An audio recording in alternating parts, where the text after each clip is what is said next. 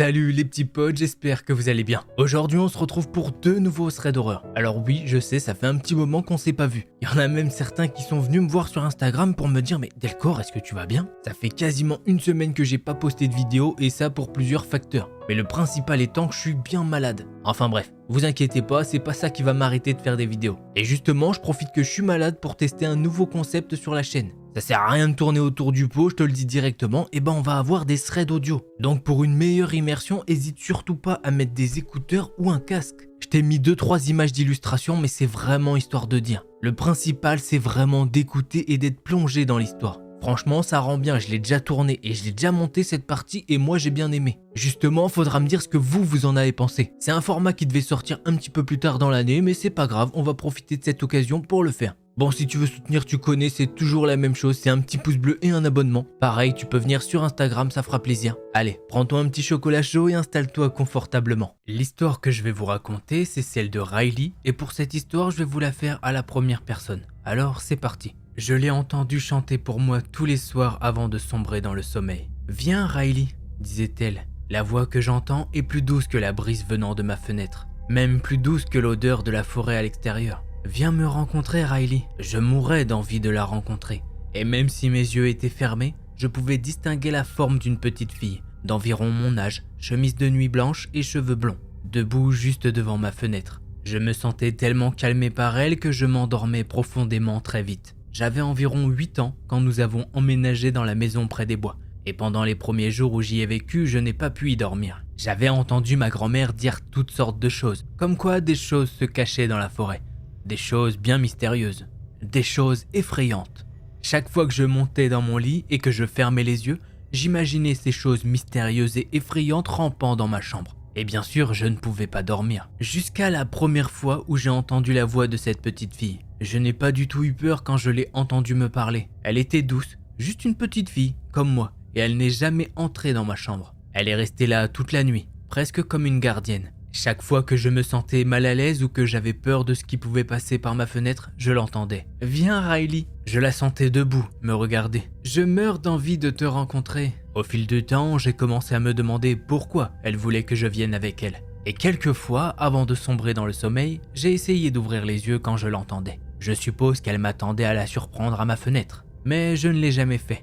Je ne comprenais pas comment je pouvais la suivre. J'ai commencé à espérer la voir. Je me souviens avoir pensé à ça un jour. J'ai entendu « Viens Riley !» et j'ai pensé juste au moment où je commençais à rêver « J'arrive !»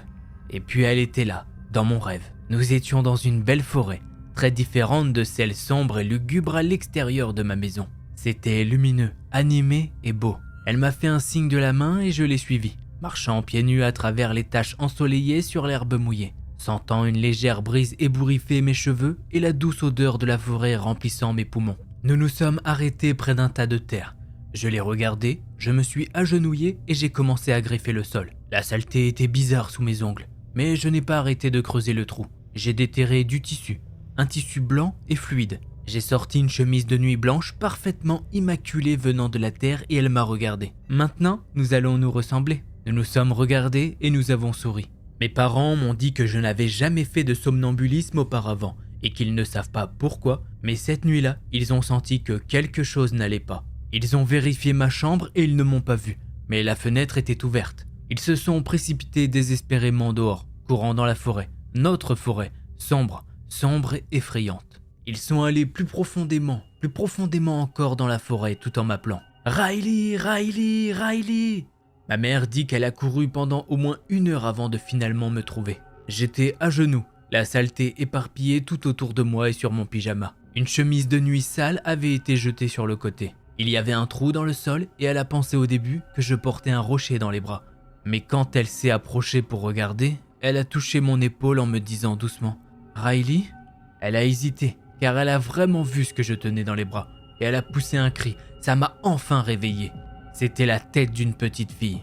Celle que j'ai déterrée en premier s'appelait Caroline. Quand j'ai raconté à mes parents le rêve et la petite fille qui m'appelait encore à moitié endormie et inconsciente de la tête décomposée que je venais de laisser tomber par terre, ils ont à peine compris, mais ils n'ont pas oublié. Plusieurs années plus tard, ils m'ont posé des questions sur la fille dans mes rêves. Penses-tu que cette Caroline voulait que tu retrouves les filles disparues ? Et c'est pourquoi elle t'a attiré dans la forêt ?» J'ai hoché la tête et j'ai accepté. Mais je ne leur ai pas dit que ce n'était pas possible, puisque Caroline était brune et que la petite fille dans mon rêve était blonde. La police a trouvé 6 petites filles enterrées dans ce même trou. Elles étaient en chemise de nuit et elles avaient de la terre sous les ongles. La chemise de nuit que j'ai déterrée n'appartenait à aucune d'elles.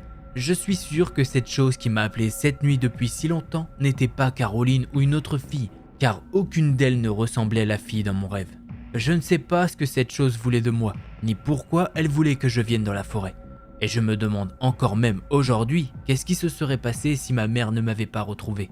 Je ne veux plus y penser. La seule chose à laquelle je pense, c'est qu'à 8 ans, j'avais appris une leçon très importante de ma grand-mère. La forêt est pleine de choses mystérieuses, des choses effrayantes.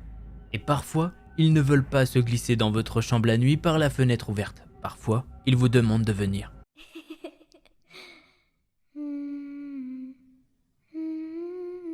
L'histoire que je vais vous raconter, c'est celle de Lila. Et cette histoire, je vais aussi vous la raconter à la première personne, alors c'est parti. Je suppose que vous ne voulez pas entendre parler de ma vie quotidienne, alors je vais juste écrire les parties intéressantes et pertinentes. Et par souci d'anonymat, je ne mentionnerai aucun nom. Il y a 3 jours, je me suis réveillé au milieu de la nuit en entendant ce qui ressemblait à une respiration lourde venant de la porte de ma chambre. Effrayé, j'ai ouvert les yeux et j'ai regardé là où j'avais entendu le bruit. Et j'ai vu ce qui semblait être une femme. Il faisait trop sombre pour que je puisse obtenir des détails sur son apparence autre que sa taille et ses longs cheveux noirs. Mais je pouvais la sentir regarder droit dans mon âme. Mon cœur battait la chamade et j'essayais de bouger, mais je ne pouvais pas. Peu importe à quel point j'essayais, je ne pouvais tout simplement pas. Alors j'ai fait la seule chose que je pouvais. Je l'ai dévisagée, terrifié par un sentiment accablant d'impuissance. Après quelques secondes qui semblaient être des heures, elle a tout simplement disparu. Il n'y avait aucun mouvement, aucun son. Un instant, elle était là et l'instant d'après, elle n'y était plus. Après sa disparition, j'ai découvert que je pouvais à nouveau bouger. Mais je n'ai pas bougé. J'ai juste continué à regarder où elle s'était tenue pendant quelques minutes.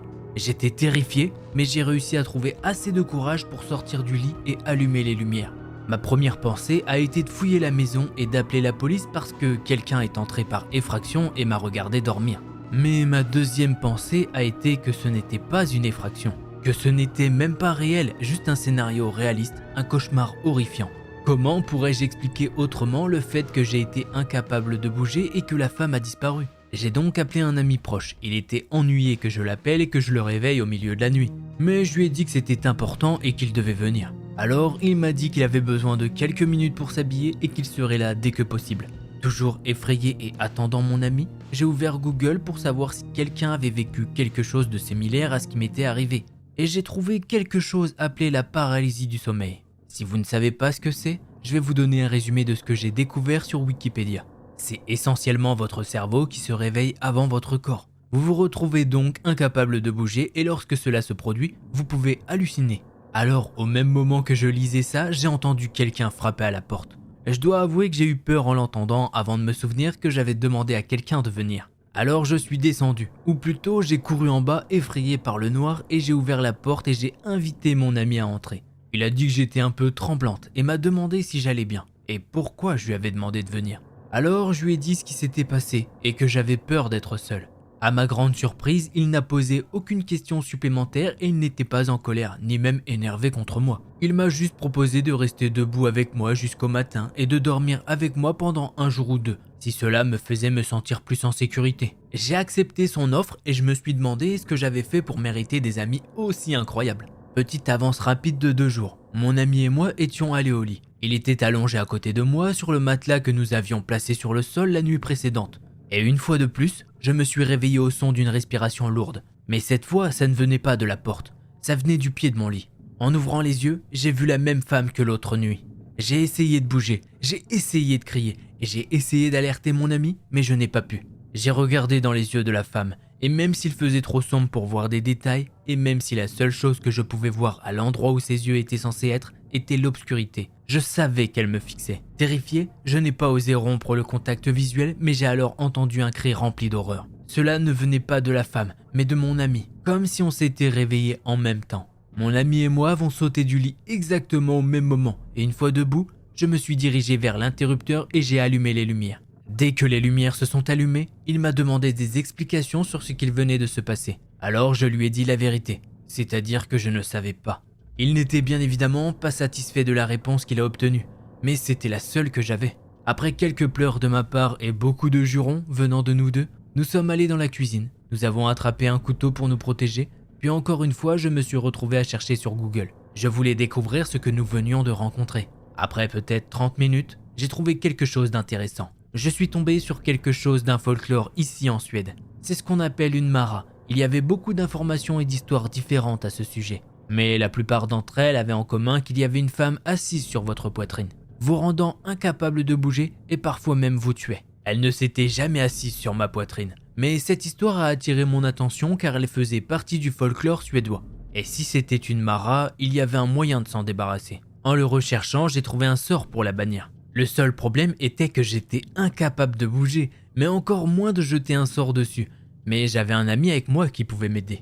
J'ai donc dit à mon ami ce qu'il devait dire si je devais recevoir une visite le lendemain soir. Passons maintenant à ce qui s'est passé la nuit dernière. Contrairement aux nuits précédentes, je n'ai pas été réveillé par le bruit d'une respiration haletante. Je me suis réveillé avec ce qui ressemblait à 100 kilos sur ma poitrine et l'odeur affreuse de quelque chose de pourri. Et j'ai ouvert les yeux et j'ai vu la femme qui me tourmentait, son visage à quelques centimètres du mien. Et grâce à la lumière, je pouvais maintenant distinguer quelques détails. Et clairement, j'aurais aimé ne pas pouvoir le faire. Ses yeux étaient noirs comme la nuit et son visage était celui d'une vieille femme. Sa peau était pâle comme la mort et ses longs cheveux noirs pendaient et on aurait dit qu'ils n'avaient jamais été lavés. L'odeur de pourriture que j'avais ressentie venait d'elle et j'entendais le son familier de sa respiration haletante. Le sentiment de terreur pure était écrasant. Puis la bouche de la femme s'est ouverte et d'une voix rauque et grave, elle a chuchoté « Je vais te tuer ». Mon cœur battait la chamade et je pouvais à peine respirer à cause de la pression sur ma poitrine. Je n'ai jamais eu une aussi grande peur de toute ma vie. Elle a lentement levé et déplacé ses mains vers ma gorge. Elles étaient osseuses et ses ongles étaient longs et sales. Alors qu'elle plaçait ses mains autour de ma gorge, j'ai d'abord senti à quel point elles étaient froides. Puis elle a commencé à appliquer une pression. Alors qu'elle m'étouffait, je l'entendis. Enfin la voix de mon ami. Il cria « Mara, Mara, mémoire au nom du Seigneur, je te bannis, jusqu'à ce que tu aies compté tous les oiseaux du ciel, toutes les paroles de Dieu et tous les poissons de la mer. Au nom du Seigneur, je te bannis. » Dès qu'il eut fini, la femme hurla de douleur et se jeta sur mon ami. Mais avant qu'elle ne puisse l'atteindre, elle disparut. Maintenant, j'écris ceci après avoir bu 7 tasses de café. Ma poitrine me fait toujours mal et j'ai peur de m'endormir. Mon ami est toujours avec moi, mais je prie juste pour que la Mara soit partie. Chaque nuit, elle s'est rapprochée. Et la nuit dernière, elle était sur ma poitrine et elle m'a dit qu'elle me tuerait. Je n'ai aucun doute que si le sort ne fonctionnait pas, je n'aurais pas pu me réveiller. Et bah voilà, ces 2 threads d'horreur audio sont maintenant terminés. J'espère qu'ils t'ont plu, moi j'ai kiffé les faire, c'était très cool à faire. En tout cas, moi j'ai kiffé faire ça et c'est peut-être des histoires que je pourrais pas raconter avec un thread d'horreur normal. Donc toi, hésite vraiment pas à me dire si t'as kiffé. Allez, tu connais, un petit pouce bleu et un abonnement si tu veux soutenir. Sinon, on se retrouve très bientôt pour une nouvelle vidéo. C'était Delcor, tchuss les petits potes.